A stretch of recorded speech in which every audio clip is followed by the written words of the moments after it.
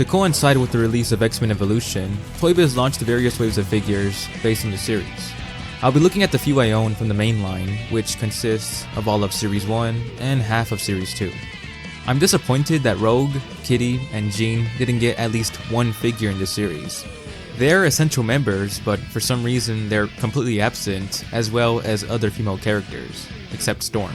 The only other official female figures that I know of were a part of the Burger King set and the Taco Bell line, so that's a real shame, but I'm way too late to complain about it. Starting with the team leader, Cyclops comes with an OP Tech training module that can move around, shoot 4 projectiles by turning the barrel, and destroy itself by pressing the X button. Cyclops has 2 buttons on his back.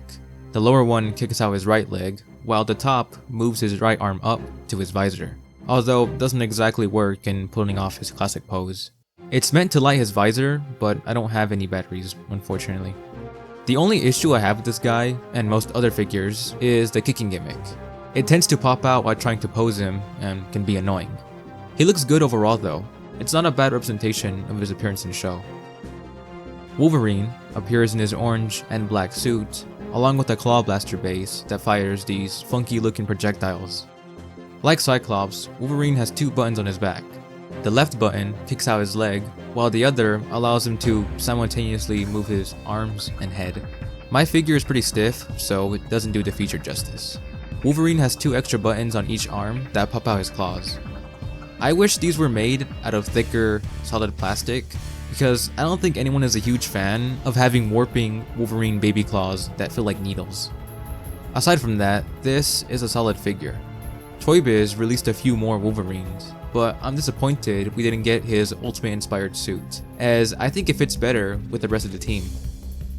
Nightcrawler was released with the mutant gem Caesar that swings, jumps, and shoots.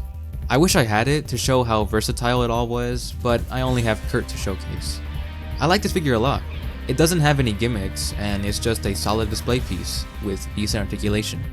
It's a bit tricky to properly stand, as I think his tail is meant to provide support, but the tip has already gone through some wear, so I don't want to scuff it even further. That's about it. Not much else to say about the fuzzy elf. Toad is one of the more fun figures from this wave. He comes with a slime attack locker that does exactly what you expect. Launches slime. Toad himself is in his suit and has 2 features.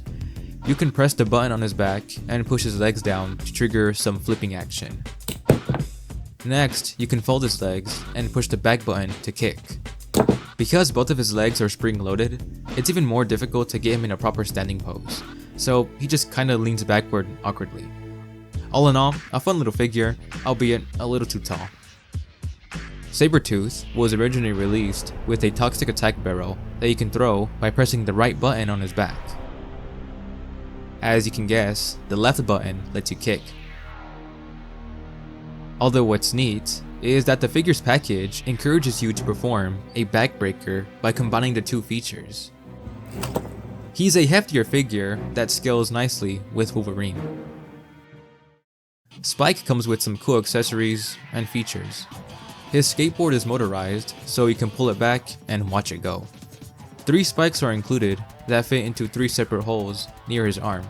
The right arm can launch a spike, like projectile, while the other 2 on the left are just for show. A few of his back spikes can rotate, so that's pretty neat.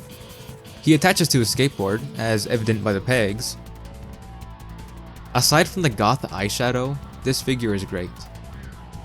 Finally, we have Storm, who is the aunt of Spike.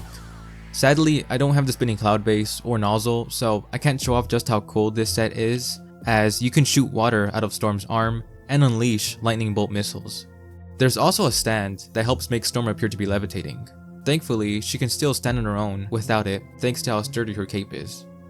While she doesn't have much articulation and is limited by her cape, I like this figure a lot.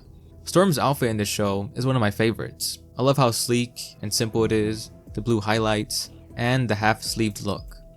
She's also the only female figure that Toy Biz created for the show. These figures were released a year before the Marvel Legends series began, so they're a lot more old school than what Toy Biz will begin cranking out with other tie-in toys.